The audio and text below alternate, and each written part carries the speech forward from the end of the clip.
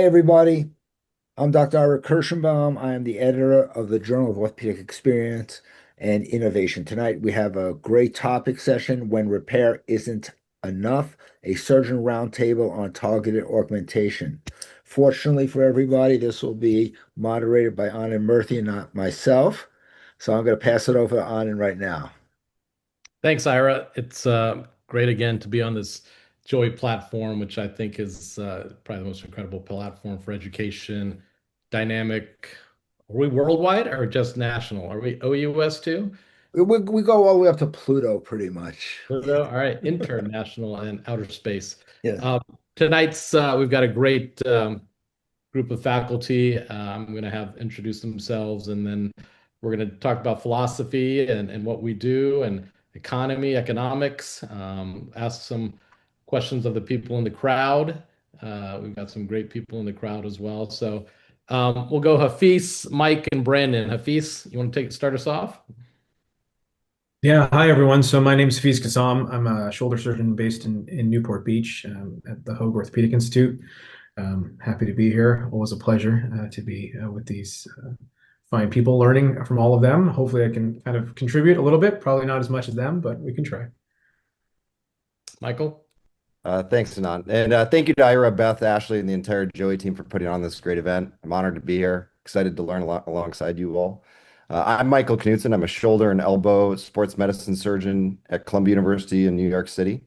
And just like our illustrious moderator, I too did my shoulder and elbow fellowship at Columbia. And I've been in academic practice now for just shy of 7 years. Thank you all for having me. Brandon?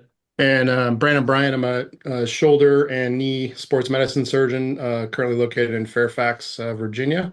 Spent 10 and a half years in the Navy doing ortho sports, run our current fellowship program now. And really, thank you all. This is my second JOEI experience, and it's thank you, Ira. I'm looking forward to it. Excited. Awesome. Thanks for the introductions. I'm Anand Murthi from Baltimore, shoulder and elbow surgeon at MedStar. And we're going to start. Everyone see that? Excellent. So, we're going to start off here, our panelists. We've had a lot of talk and discussion about biologics, especially in the last 6 months, in the last year, a lot of new implants and choices to make. And so hopefully we'll have some thoughtful discussion about tissue repair, biology, innovation, and I know Hafiz and maybe Brandon and Mike too can talk about the economics of all of this and when and where and how we can use it as well. So I asked ChatGPT about biologics. They talk about PRP and stem cells. We have a lot of regenerative medicine around here in the Mid-Atlantic area, some good, some bad. Definitely going to talk to Don Buford and ask his thoughts and also tissue engineering and designing and building scaffolds. So how do we get better? We have all these options in biology, novel interposition, onlay, inlay, structure, dermis. And we're going to try and figure out, maybe bring up more questions than answers, but hopefully we'll get a little bit of both. So why, tendon healing in any part of the body can be difficult, the rotator cuff especially, due to its inherent, lack of biology, especially when we'll talk about some issues with hosts and biology and the size of tear. And I know Marty liked New Orleans, but these are most of the people that I saw in New Orleans walking around outside of our hotel. So I think Mike O'Brien and Buddy down in New Orleans might have a tough time getting some of their cuffs to heal due to the chronic issues with the host. So it's not just about mechanics and biomechanics. We have to also take into consideration the host. So Rohi score. Hafiz, talk to me about how you utilize the Rohi score. Is it useful? When do you use it? Why? You can ask Mike and Brandon too.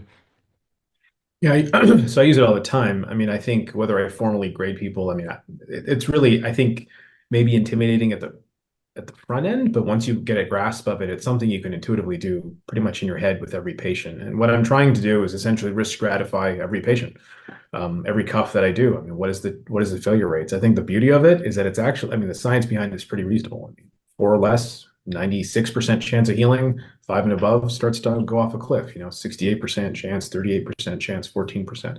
So you can really stratify people. And I think in terms of biologics, it helps me because it's like, does this person have a high rate of failure? You can inform the conversation, and is it worth going forward with biologics? I don't think every cuff needs an augment or some type of biologic augmentation, but I think more cuffs than we think need biologic augments. So I think that's kind of how I use it. I stratify every single cuff I do. Mike?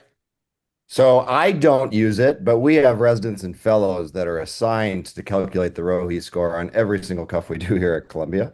And I do think that it This helps at math least. is too much for you, Mike. This Yeah, math, this five once you plus get into two adding is and hard. plus and signs, Us lowly private practice surgeons have to do stuff on our own. I don't know. I'm I sorry. think we have to get Michael a calculator, perhaps. I bet ChatGPT can do it for you. Sorry, uh, catch up. no, but in all seriousness, I think of the ROHI score as like a more useful, like ISIS score that we used to use for shoulder instability, and it sounds a lot less scary than There's the. always a great name for an instability score. Isn't it? You know, But for me, Rohi, I mean, it really does help steer my attention to the idea that potentially we need to look at augments here, especially if there's anything concerning about my ability to get a solid repair in the operating room, or maybe I'm thinking about it in the revision setting. But it definitely does trigger me to start to make sure that I'm letting my reps know that we need to have these things ready to rock. Brandon, how about you? Both Yeah. shoulder, knee, Yeah, shoulder. same. I mean, we're not necessarily calculating it specifically on every patient, but you're taking that data, or, the what the Rohi is representing, and you're sort of like the knowledge of what all of those criteria are. You're applying that as as we're looking, at the patients, their backgrounds, the tissue equality, and maybe revisions and such on MRI. So, kind of incorporating that data into the surgical plan. Again, like I think biologically, not everybody needs an, augmentation. But again, we can talk about, the ifs and buts with that. I mean, maybe we should be doing more of it across the board to, maybe take that 6%, we make it even better. So, but no, in general, it's kind of using the guidance of the Rohi, which I think is a great tool, and applying it, especially to the more complicated conditions. Awesome. What do you think, Michael, about this new clinical practice guidelines from the Academy? You think it's going to give us more leeway? Do you think it's true? Do you think it's biased? Well, I definitely I think just that gave it three choices. yeah. Well, of course, I definitely think that there's a hint of bias that goes into the creation of these guidelines. I mean, some of the data that's going into making these guidelines has some degree of bias, but there's also kernels of truth in this. And Yeah. clearly, we do not as good of a job getting rotator cuffs to heal as we think we do, at least when we leave the OR. And clearly, that's been shown time and time again. And we know that long-term healing of these rotator cuffs probably does matter with regards to functional outcomes and strength and progression down the line. And so I do think that if we're going to continue to move the needle here, we need to continue to embrace and study these augments. That's my position. So we're going to get into some cases, and you have a lot of doctors, surgeons who, it's like you were saying, Mike, it's like this augment for every case. Every case I do gets this augment, and that may not be the best option for everyone, both cost and effectiveness. So we're going to talk a little bit about perhaps when, why for different options, whether it's the specific patient profile, and I'll ask Hafiz to talk a little bit about the Medicare population cost, implant choices, and some outcomes. So we're talking about targeted augmentation. So we've talked about unacceptable failure rates across the spectrum of cuff repair. Small to medium and a healthy host is pretty easy to get to heal. But when we talk about these less healthy, larger tears, and accessibility barriers, what are the barriers, Hafiz? You're so smart about this. Can you talk to us a little bit about this? Yeah, I mean, I think this is the real crux of it, right? So I think you look at the data shows that augmentation can work certain types. You can have that debate. I think so. We know that augmentation can help. We have technology that exists. I think the ability to logistically use this throughout the country is very difficult. No matter what, Medicare will never reimburse for implants as much as we lobby and as much as some of us are involved in advocacy. It's not going to happen. I think private payers are starting to have specific carve outs to not pay for it. So I have certain contracts where it literally will name the implant in my contract and I say this from running the surgery center in the hospital side, and that's a facility fee. Will not reimburse for these named implants. So that's happening, and I think that's increasing. So I think So we're you in a did that on your own? So you did that yourself to carve these out? No, the payers will do that. So like let's say we sign a Blue Cross contract. I Yeah. have in our facilities Blue Cross contract, it literally says we will not reimburse for, I don't want to say it, but this named implant, close parentheses, right? So it's by name they're calling out and saying they won't name the implant. And these are things we're all familiar with. So I think we have accessibility issues, right? So it's no longer about should we or should we not. We can debate about which one, when, all that. I think it's now a economic and practical issue. And something that I have taken a special interest in is this concept of Medicare cuff. And the reason is because if you look at the Rohe score, essentially by default, any Medicare cuff is at risk. Yeah. Because if you look at those scoring numbers of, okay, it says 70, but let's say assume it's 65. I think we'll all agree it's not much of a difference. But any small to medium cuff tear in a 65-year-old and above who is somewhat active is a level 5. I mean, that's a number 5. So that's by default an at-risk cuff. Yet by default is also someone who has the most restrictions in terms of reimbursement, in Right. terms of issues of getting accessibility to these things.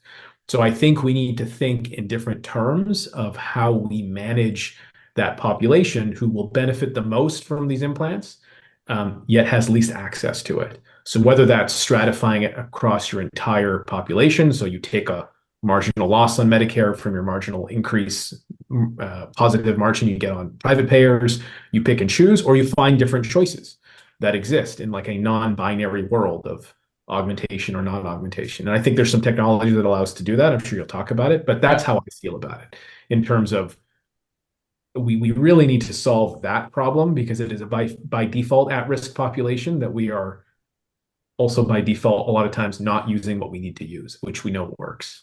And I love when you bring up that point about Medicare patients are at risk, and we can't augment them in the typical sense every time, with expensive patches and try to get reimbursed. You're working at a surgery center. And so bringing biology in different methods, and we'll get to some of those options of utilizing devices or implants like suture-based that are collagen. This is one called Active Braid, where you can actually bring the growth factors without a typical type of patch. And Michael, have you or Brandon used this type of implant? Brandon, I know you Yeah, have talked a I've little bit about it. used it extensively actually. I've used it probably starting this summer when an implant came out called the Jugger Loop, which allows you to kind of load anything you want onto it. Basically, it's a tensionable suture eyelet. So that's allowed me to then start using Actibraid tapes on cuff repairs, where prior than just using the typical tape suture or number 2 sutures. But I've been using Actibraid actually going away from rotator cuff briefly. I actually use the larger tape version of it to close all of my quad harvest defects for ACLs. And it actually, for the premise of it, it closes the defect, it's strong, and then, half of that is, kind of integrating, hopefully or theoretically, into that collagen of the quad tendon at that defect. And so that's kind of been my mainstay with that. But no, I actually like it. The larger tape version, the 2.5, it's too big to tie knots with, but it's great structural strength. They have a smaller one that if you wanted to tie knots as well, and then also use tails that exists. So yeah, fair amount of experience with it. So as we talk about these next cases coming up, we'll talk a little bit about when, the why, and which, and how. And there's so many options available. And I think just educating doctors and especially young trainees, we're all training people, Brandon, Hafiz, and Michael. Um, that's definitely something you want to teach these younger trainees as well. So this is a first case of a 56-year-old construction worker. So obviously he's working a lot. He's heavy work. Pain, it's gotten worse over the last 4 weeks. He's got night pain, needs to keep working. These are his x-rays, a little round, some excrescences maybe. This is his MR. What do you think, Hafiz? Easy, hard? Medium plus. I think the Plus. Nice. this is All I right. mean I think I it's what he's think got it's going hard. for him. I think it's hard. I don't have that Yeah, much ego. yeah, medium Plus. plus, hard minus maybe. I Hard think minus. Okay. hard minus. So what It's a would be large your, massive cuff in a relatively active so young person. let's see if you can predict. What would you do in this case? And I'll ask Brandon and Mike as well. What would I do? I would try an attempted repair at this. I Okay. think looking at that, I mean, it's tough because there's some atrophy.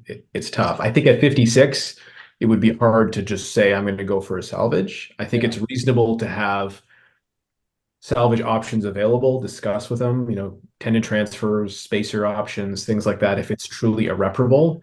But realistically, I think I'd most likely try an attempted repair. And frankly, a debridement partial repair may buy him a little bit of time for the next operation. But you're definitely laying the crepe on saying, we're going to try it.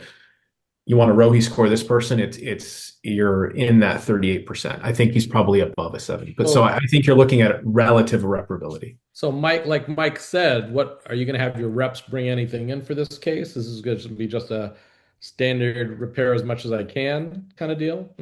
So for me, I mean, this is an arthroscopic choice. I wouldn't have an arthroplasty available. I mean, I'm just going to try everything I can arthroscopically, which is have the anchors that I need, suture material that I need. I think this is a throw everything at it type of repair in terms of multiple levels of biologics, which we can talk about in terms of versal-sided, articular-sided sutures, like active braid is a good option for something like this. I think the bicep is still intact, so I'm probably going to be doing like a bicep, like an anterior cable reconstruction or bicep SCR to augment, because I think that works well with biologics. I don't think it's like one or the other. You incorporate both. And Do you then have I any would tell them if patches? it's truly irreparable, you're looking at maybe a partial repair debridement or maybe some type of spacer operation you can do at the same time. You get a full repair, you're going to augment this with anything else other than suture or even collagen-based suture, any kind of grafts, dermis. Yeah, I think so. What I would practically do is I would plan to do a biceps rerouting. So I'd move it out of the groove, move it to the anterior supraspinatus. I would be doing at least a double row repair, likely with something like active braid, maybe 3 medial row anchors on Can you something. get him? Can you get the guy to feel like this? Um, I mean, his I hands love are in this the move. air, so maybe close. I mean, his Close? his hands. All right, all right. Love Let's his get our hands. young gun, Mike. This is what it looks like. Okay, got a superior subscap. We fixed that. Looks like his So biceps. Hafiz thinks this is hard. I don't know. Mike's like that's every day. It's Sunday. I fix these. So he's got nice and mobile. So I gave some pictures. How you gonna now? What's your plan? How are you Yeah, gonna? so this is if you looked at that initial T2 coronal, you can see how short his tendon stump is. You know that this is going to be a relatively higher tension repair. And so it looks like here like you medialized, and I probably would do the exact same. So I'll Okay. medialize a little bit into the articular cartilage, and I'll probably go more for a single row repair construct here. But I'm absolutely augmenting this guy. And to be honest with you, in 2026, I have an Achilles tendon allograft in the freezer for this case, and I've Achilles consented him. tendon. Well, I've Two. consented him for a possible lower trap Oh, transfer okay. Lower if I trap. need it. Got it. If Got I it. need it, Got because it. if I'm having a really bad day and I suck and I can't get this tendon over, well, then I need to have something that I can fall back on because I don't want to close this guy up with a not repaired cuff and then leave the room and feel good about that. Any role, Brandon, for any type of other augmentation in a 56-year-old construction worker? We got to get back to heavy labor. What are your options here? No, I mean, I think for me the answer is absolutely. I mean, I have a reverse shoulder arthroplasty augment. Is that your augment, Joe? Reverse shoulder? All roads lead to Yeah, a little reverse shoulder? poly, a little metal. That gets you there. Yeah, I don't know how much construction work he's going to do with the reverse. He probably could do it. He probably can get back. That's true. You know what I said all weekend? All roads lead to reverse. All roads lead to Brandon. What are you going to do? Yeah, I mean, I've done Collagen? a lot of different things, with augments with different tissues. I mean, I think with that, it looks like you're going to be able to get relative, almost near complete footprint coverage with the mobility of the tendon. So Yeah. for me, in this case, I don't think I need to add any like dermal kind of graft structure. It looks like he's got reasonable tendon tissue. So for this, I would add like a collagen-based implant, bovine, whether it's Like regenerative or this? tapestry. Yeah, but you know what? I've started putting it in a different spot, Hold on, sir. hold on. Uh, Don't let out the secrets yet. So what do you think about collagen onlay type, Hafiz? What do you think? Yeah, I mean, I think this is the right case for it because I think if you, and we can divide it between structural and biologic augments. I don't think, I think it's going to be a failure to heal rather than a re-tear at the suture tendon interface at 56. So Yeah. if you look at the data, like you brought up the practice guidelines, there's good evidence of data, basic science and clinical. I mean, we have FEA data, we have human biopsy data, we have animal data, we have clinical data showing that it improves healing rates and functional outcomes in this population. So for Yeah. me, this is exactly what I would do. I would use it with a collagen-based suture and a bursal-sided collagen augment, assuming you could get a repair like you did, which obviously did. Yeah, and the other side of that too is like about augmenting it like that. You're not hurting anything. You're not. We don't have any data to say that we're causing harm or creating a worse situation with healing. And so, especially in this patient where he's young and for me in my practice, I do try to avoid them going to a reverse total shoulder if at all possible, especially at that young age. So I mean I kind of feel like I throw everything at it, including the patch and augmentation. And the issue that I have with dermis in situations like this for augmenting the repair is, I think, as Joe said, I mean, the risk of conversion to reverse is relatively high. And what we know is that from the SCR stuff, reverse post SCR doesn't do as well. So I You don't don't know want to put any why. C acnes in before you Yeah, go. I don't know why reverse post dermis augmentation would do any better. I don't think it's because you put anchors in the glenoid. I think it's because of the graft, right? So Yeah. I don't know. I mean, for someone that's such a high risk, I kind of agree with what Brandon said. Like, if you are trying to improve things without potentially making the next step more suboptimal, I don't know if I would do that. Hafiz, I would submit that reverse status post rotator cuff surgery with or without augment of any variety doesn't do as well, and Andy Jawa has data to support that. So I don't think it's the dermis alone. I just think that your first operation is generally your best across all of orthopedics, but particularly in the shoulder. I think you're right, Paul. But I guess the Hold on, we question got is, Professor what is Redler. relatively worse? Right? I mean, Michael. you're going to do a cuff repair no matter what. So do you think?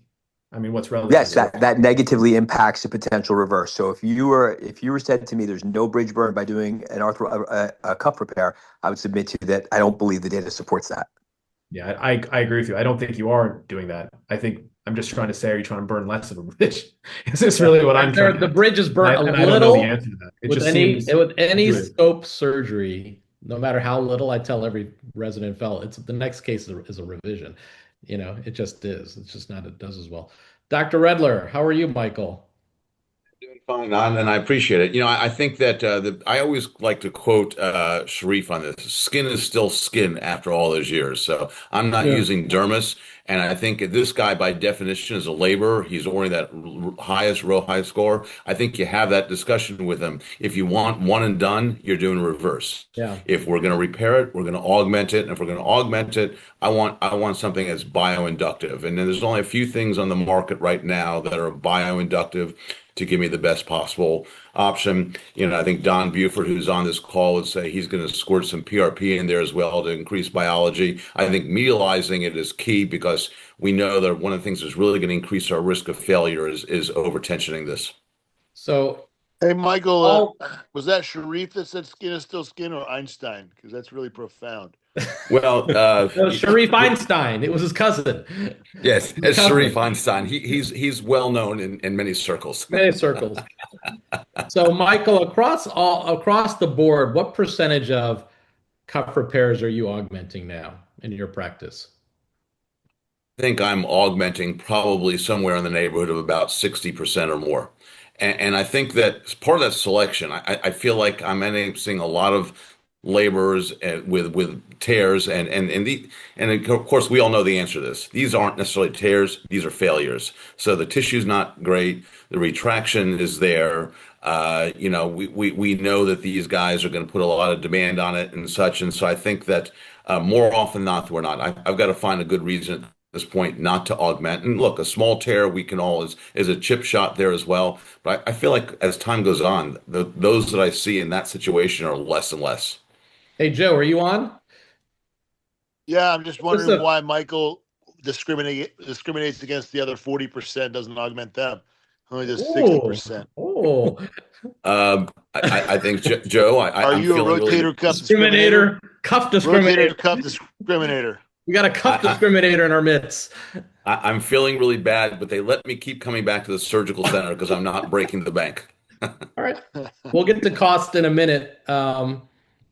So this next case of 52-year-old has had a bunch of cuffs. This is another potential option with biology. We've got onlay, which we just talked about, collagen on the superficial or bursal side. Not as common, perhaps, but Joe, you have some familiarity. What do you think about enthesis type of repairs? This is a product that was developed back in approximately 2014. It's an anchor-based scaffold, so it doesn't disrupt your workflow. It's electronically spun, and it's on the bone tendon interface, which makes sense to me because, inherently that's where the bond was broken. That's where you want to reestablish the bond and have the collagen alignment, less disorganization. So I've always been a fan of enthesis based. I still use this anchor quite frequently. And it's vented, so it lets marrow elements to come up around that scaffold as well. What do you think about enthesis based, Mike? You got to say enthesis a couple times too. I think if you can say that word, you've done a great job.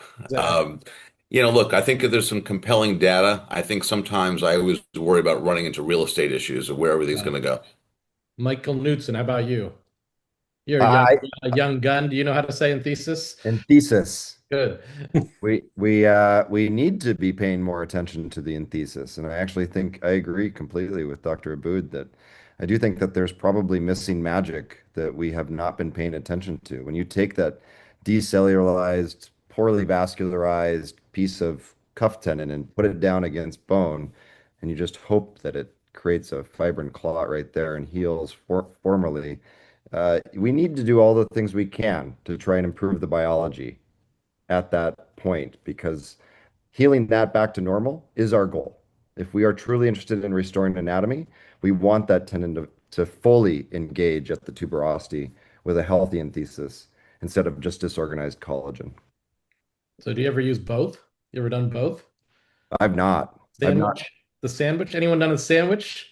Brandon, I bet Brandon's done the sandwich. No, haven't done the He doesn't sandwich. care about cost. Yeah, cost means nothing. No, I'm just kidding. But no, I've thought about the sandwich, just have not done a sando yet. But if you theoretically think of if you're putting active braid on top with your tapes, then and you're doing any sort of patch, at the enthesis, you are sort of doing both sides. Yeah. In a way. Yeah, no, the enthesis for me is it just does make sense. I mean, that's where, having a thick tendon, if you put it on top and it thickens it, that doesn't do anything for the tendon if it doesn't heal. So it's got to heal. We have to get that tendon to the bone. That's the key. You want to take us through, this is your case here. So this is the same patch that Dr. Murthi just showed a second ago, putting it on top of his repair. But this is taking it, flipping it upside down so the proper side is adjacent to the tendon structure. And just using the inserter, shoving it in after we've done our medial row sutures, but not tied anything down. And then just using the probe or the scope obturator and just kind of poking it in. It's not going to go anywhere because you've already got your medial sutures to prevent it from just slipping into the joint. And I've gone to kind of just tucking the corners into the edges underneath, and then we finish our double row over the top. And it avoids any extra staples. This actually adds about 3 minutes to my overall OR time, to be honest. And it's putting it where I think we need our healing to occur. This is the key. I've also periodically vented a little bit of the tuberosity. Maybe this patch also kind of acts as I mean, it's very hydrophilic. And so any of the bleeding, it just kind of soaks it right into there. So, maybe that's retaining some of the progenitor cells and, growth factors and such that we want to be present in that spot, in that enthesis. Maybe this is going to help that. Data is going to show. I've been doing this now for the last 20 or 24 cases. Yeah. Not in everyone, and there's reasons for that, but we've got almost 24 under our belt, and we're following it and gonna see where it leads us. So when we talk about targeted, who would you choose to target for that type of repair where you're doing a biologic tape and an enthesis type of repair? So at risk. since the jugular loop had come out, now I can use active braid. I'm using active braid sutures pretty much on 99% of all my cuff repairs. So with or without a patch, they're already getting some of these collagen-based suture material. So it's kind of like a patch, a poor man's patch, if you will. But I don't really think it's equivalent to a patch, surface area wise, et cetera. But they're getting something. But going back to the cost, like Hafiz talking about, like the Medicare patients. I mean, that's really ideally where I think that we need to be doing a lot of it, just because they are the most, one of the more at risk bodies, demographically. And so for those, yeah, I'm just until Robin catches on, we're doing it at the hospital. So Targeted, I almost think of fees when we talk about targeted, it's about the Medicare population, right? That's the patient population we can target easily with kind of a more simpler biologic solution sometimes, because you have to take cost into consideration where, I know a lot of us will do some of the more costly cases at the hospital. We can't put the burden completely on them versus many people have physician ownership in an ASC, and kind of working your brain around that economics is tough as well. So, because at the end of the day, we don't want anyone to have another revision cuff repair, right? Yeah. We want this to heal. Well, and I think that's one of the more important things. There's you have direct and indirect costs with all these types of implants, and the folks we have to deal with in the hospital, they're just looking at the direct cost, case per case basis. But that's not the reality here. When we're dealing with a 60 plus, a 60-ish% healing rate overall with a lot of these at-risk patients, if we can. That means that at some point they're getting another surgery, regardless of it. So if we can prevent that and dial that number down and make it better in the patient's direction, then it might cost a little bit more money for that time zero surgery. But if we're actually preventing the second surgery, that's a massive, especially when you're talking about shoulder surgeries, whether it's another cuff repair or revision or a total, or with implants like that. That's a massive savings. And so, but they don't want it, they'll never look at it like that. But I think we need to, as physicians, take the ownership and really think about that in regards to our patients, because that's how I view it. It's doing what's best for them. So I'll have a couple questions. 1 second. I want to have Dr. Buford make some comments, and then Hafiz, you're up. So Don, thank you for joining us, first of all. Sure. How do we target this high risk Medicare population biologically? Can you give us some of your thoughts? Yeah, sure. What your algorithm is for, let's say, a standard 4 centimeter cuff tear in a symptomatic patient? Yeah. So first of all, fantastic discussion. It's awesome. And that patient population, you guys have already raised all the issues that we all have to deal with. One of the things that I would say, and I think Michael brought it up, you want to get that tendon to heal at the enthesis. And so what if we had a way to not only put down that patch, I don't know if we can say the name, put down one of the patches, but also put something under the enthesis to make it heal from the bottom up. And so that's why I focused a lot of my research and a lot of my clinical time, because we now have data showing that people that have these cuff tears, especially in that age population, they don't have nearly as many mesenchymal stem cells in the greater tuberosity as somebody the same age that doesn't have a cuff tear. So the way my mind works, I'm thinking, well, I'm going to do my best repair. I'm going to augment it. If it needs strength, I'll use a graft like Michael talked about, Bredler talked about, using that has strength that ultimately goes away. But what if I could do something not only at the enthesis, but below it to get that stem cell count back to baseline for somebody their age, or actually somebody 20 years younger than them? And so that's why on all of these patients, and here's the kicker, I can do that for $100. I can do that for the cost of 4 50cc test tubes, a centrifuge. and a little bit of time. So getting a little more granular, so you're referring to bone marrow aspirate Exactly right. and Yep. spinning it down and injecting it into the greater tuberosity, Into the greater tuberosity. Yeah. And so there's one French orthopedic surgeon whose work needs to be duplicated by all of us all over the world, but he's got reasonable data that had to be kind of verified by the French, medical people that oversee that, their version of the FDA.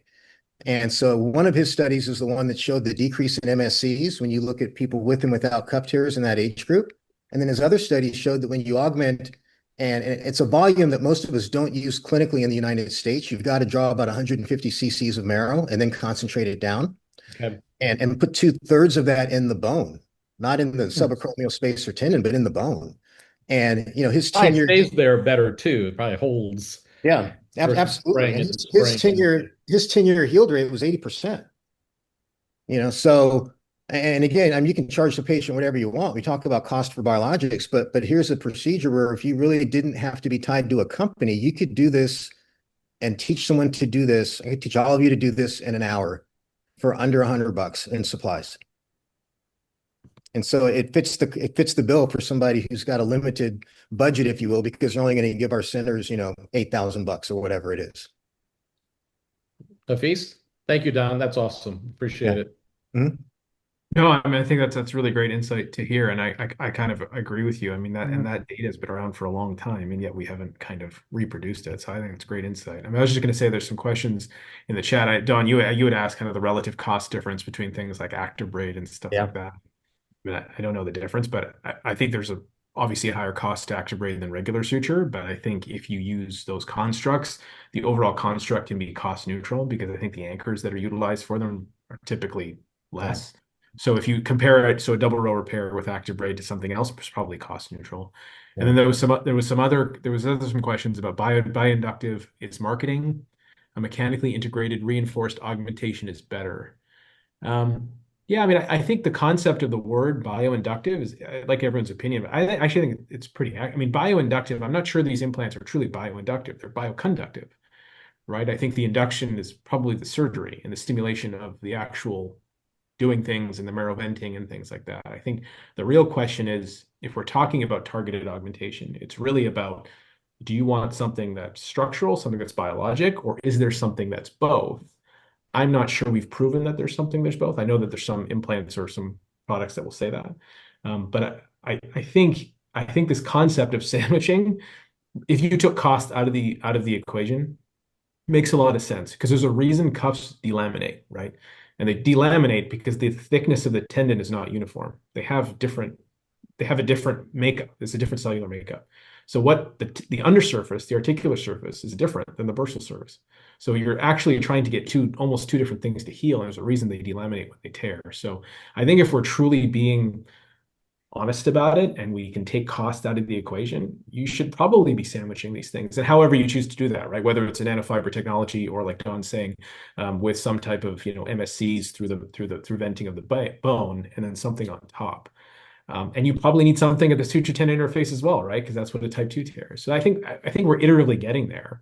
And that's kind of what we're talking about. Can you integrate at the suture tendon interface, which in my hands or my opinion, you can only get with a collagen suture. You have different options for the bursal side and you have different options for the enthesis side. But if you follow the data right now, it's nanofiber technology and collagen, and then structural for different aspects. But I think I don't think we can be so generalizable. We have to actually pick the person and solve the problem from the person. That's why I think it's important not to use one. You have kind of a one trick for every case. What is their host? What does the host bring you? Then what can we use? And it's really difficult now because we have so many different options. It's really hard to have outcomes, because doing a randomized trial with the same exact matched host is difficult. So some of it is theoretical, I understand, but we have to start somewhere, hopefully, and start with some of the science and go from there. All right, back to another fun case. This is Mike's, I think, correct? Yeah, this is mine. Knudsen, 52-year-old right-hand dominant male, wheelchair dependent.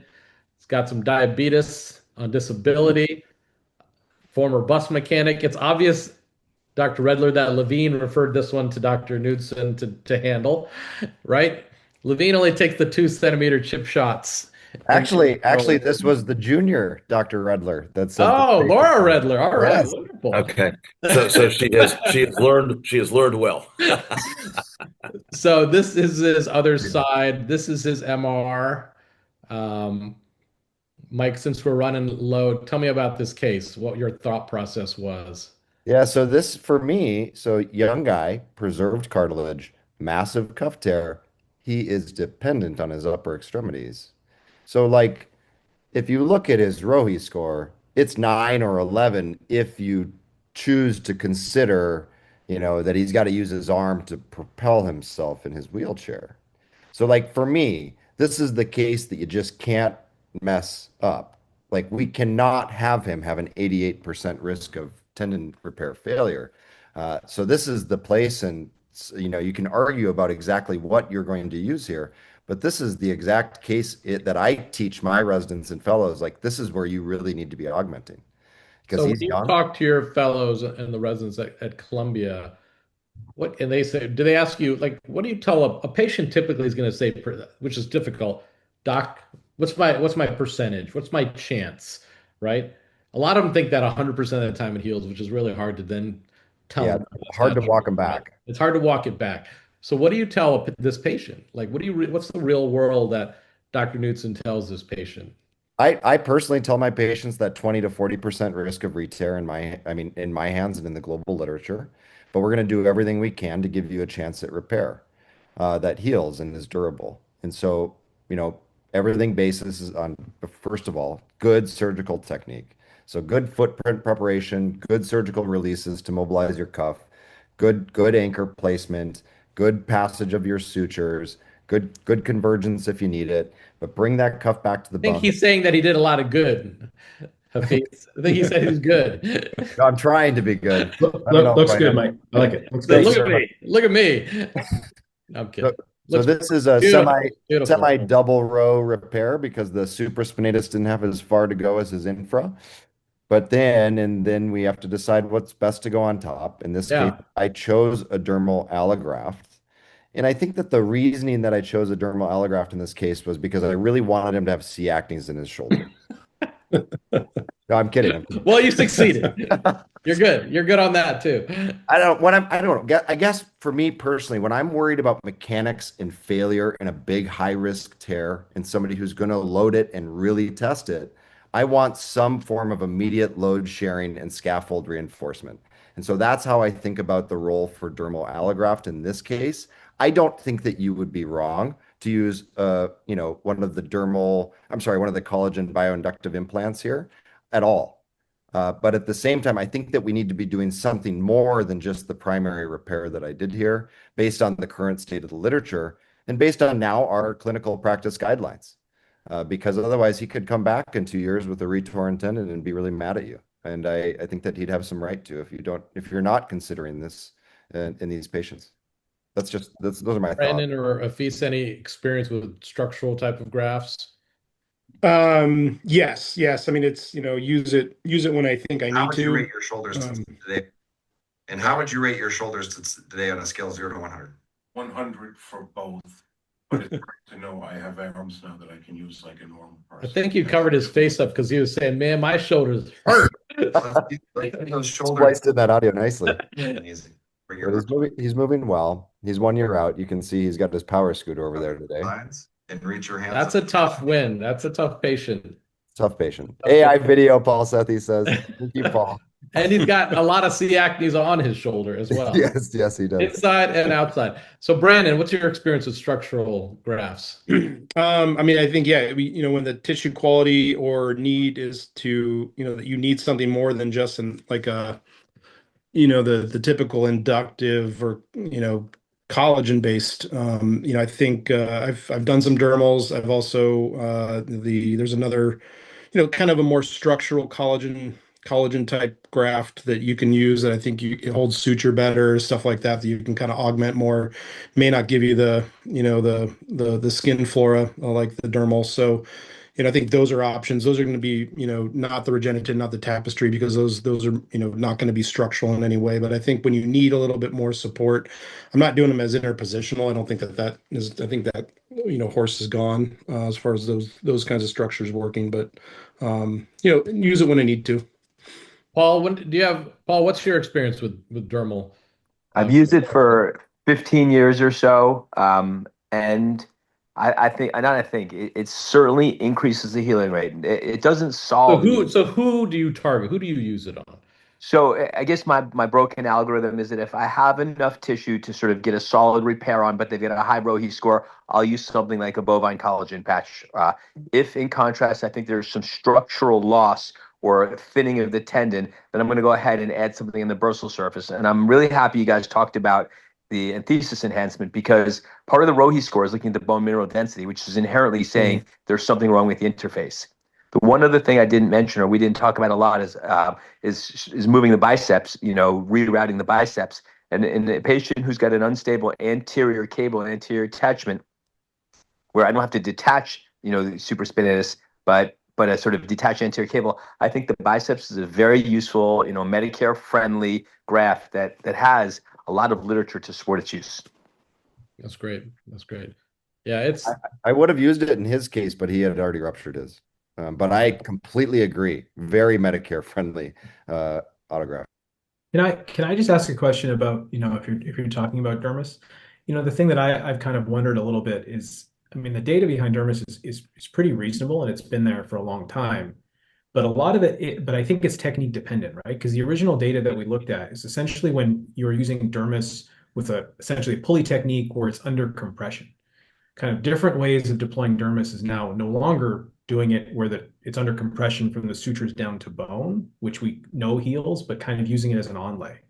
And I'm not sure we can equate that, because I think mechanism of delivery probably matters. And if we are translating data of dermis to tendon to bone under compression, which is real, and I agree with that, and translating that to where it's now simply an onlay, I don't know if that's accurate. And we don't have a lot of data with that secondary method of implantation. So I'm just wondering if anyone kind of knows of data from there, because I've looked for it, I haven't seen it.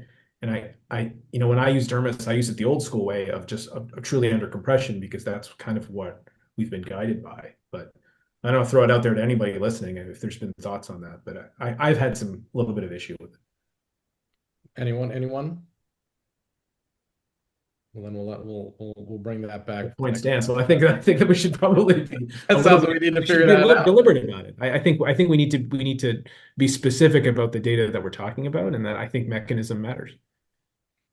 This is a quick. I'll just show you that using the difference between PRP and BMAC for augmentation. So I think this is the study that Don was talking about. Hernigo out of France, and the amount of MSCs, and it's hard to determine. I hear colleagues say to take it from the crest versus take it from the proximal humerus, but definitely something to study as well, and cost associated. I take it from the lesser tuberosity pretty consistently, and I've used that. This was the case that I used it on top of a graft, and 2 years out from a BMAC revision in a revision setting. So this is other places that you can use targeted biology. This is a pitcher. Felt a pop when throwing, had a distal MCL tear. So we're utilizing proximal in your picture. Look proximal. That's just out of the archives. That wasn't this patient. That's Google image, is what that's Google image. Yeah, failed rehab, and so we utilize. This is just the philosophy, Mike. I'm gonna I'll settle down. I'm gonna mute Knudsen. And so utilizing active, we've always used internal brace for MCL. Knudsen used the word kernel tonight. There's a kernel of truth there. Did he? It's a really interesting use of kernel. I just wanted to make sure he knows I picked up on that earlier. Good. It's very Manhattan of him. Thank you. It's very city of him. So utilizing these in any play, like Bryant was talking about MCL, ACL repairs, and Achilles tendon, but bringing biology. So I utilize internal brace for MCL repairs now, utilizing a collagen-based interwoven braided tape as well. So, and you can sew that into your native ligament and utilize it in an MCL repair setting as well. This is a 51-year-old utilizing a cuff repair in the setting of bursa. Um, Gus Mazaka has been studying bursa a tremendous amount, the amount of colony forming units, bursa versus muscle bursa versus over the tendon bursa, and he's studying that as well. And it's also very inexpensive to use. You can spin it down and re-inject it. He finally chops it up. He shows me the technique, a little harvester that you can take before you plan your repair. So bursa is another option for targeted biology. He actually puts it under grafts as well to kind of hold it in that position to augment his cuff repairs. And he's had some good outcomes of that as well. So this is the last case of a 63-year-old golfer, standard, has failed PT, good host, but it has age and cuff tear size running against him. So a relatively medium size tear that we did a primary repair on with collagen-based medial row, as Brandon was talking about, a customizable anchor where we load some Actibrate collagen-based tapes into the anchor, shuttle them down to our anchor, and then pass them through the cuff. And this is the fiber locker device, which is a non-absorbable type of augmentation or onlay type of augmentation that can utilize as well and can act as a carrier with BMAC or PRP or whatever you would like to utilize. And so it gives you some structure in this case versus biology for those patients, as Paul was talking about, that may have a thin tendon as well. This is approved and on the market too. So we've given a lot of options. I'm going to give the last couple minutes for Brandon, Michael, and Hafiz to kind of give your thoughts. I'll start with, I'm going to let Hafiz finish. So, Michael, your thoughts on targeted biology. I think that targeted biology and targeted augmentation has a real role. And I think it's on us to find the patients that we feel it's going to work the best in and study the shit out of them, frankly. Excuse my language. But we really need to track our outcomes. We really need to make sure that we are trying to be thoughtful and patient and tear specific. We need to optimize biology whenever we can, whether that's through nutrition and whether that's through identifying poor hosts and changing what we do at the time of the operation, not just what we see on the MRI scan. The best evidence that I've seen currently is that augmentation can lower our structural failure rates. I think that over a long course of time, we are going to see that those lower re-tear rates are going to result in better functional outcomes in the long term. But it's going to be hard to make that case to payers along the way. So we need to continue to do good research and we need to continue to lead when it comes to biologic augmentation and rotator cuff repair surgery. Those are my thoughts. Brandon? Yeah, I mean, 100% agree. I mean, as our field gets more and more technology in this space, I think we have to adopt that. I mean, our regardless of who you are in this country, or France, with even Pascal, like nobody's healing rate is 100%. And so I think until we get there, that's the challenge, that's the goal. So how can we incorporate, the new technology coming out without being, over like excited about it and just use it just because and use it? And how do we determine when it's appropriate, when is it not? And that's where the research and the time is going to be needed. But I do think we need to certainly be cognizant of it because to date, we know that biology is the key to all this and we have to be looking. I loved what Don had said earlier about adding the stem cells in as well. Like we can do better, and and it's how we incorporate all of these different sources and implants and different materials to get to that as close to that 100% as we can for our patients. That's great. Thanks, Brandon. Hafiz, take it home. Yeah, I mean, I agree with everything said. I think if we're just being honest with ourselves, what do we all want? We all want personalized medicine. And I think orthopedics and shoulder is no different, and we have been limited mainly by technology and cost. That's really why we don't have personalized medicine for everybody. I think cost is something we have to, as surgeons and doctors, work with on the advocacy side, because it can't all just be patient paid, right? It can't all be cash. It's impractical, but that's an advocacy issue. And I think the technology issue is we as surgeons who are designers and need to work with industry to find products and technology that meets that need, right? So it meets clinical need with economic reality. And I think some of these technologies that we've talked about are trying to bridge that gap. I mean, it's a start. I think, active rate is a really interesting concept, and I use it all the time because it meets that. There are other things that we can figure out to do it, but the onus is on us because the system's not going to change. So we need to figure out how to deliver personalized medicine, personalized shoulder surgery in a world where cost is a problem and technology is an issue, and we have influence on technology. We have influence on cost too on the advocacy side, and we don't, as surgeons, often do that. But that's how I think we get there. Awesome. Thanks, everyone. Great questions. The conversation, like I said, there's more questions than answers sometimes, but it's been great to talk to everyone. Thanks for our visiting guests, Dr. Redler, Dr. Buford, Paul, Joe. I hope I didn't miss anyone. Thanks, Ira, the Welcome. goat, the godfather of JOEI. Appreciate it as always. And Thank you. everyone Great have a good job. night.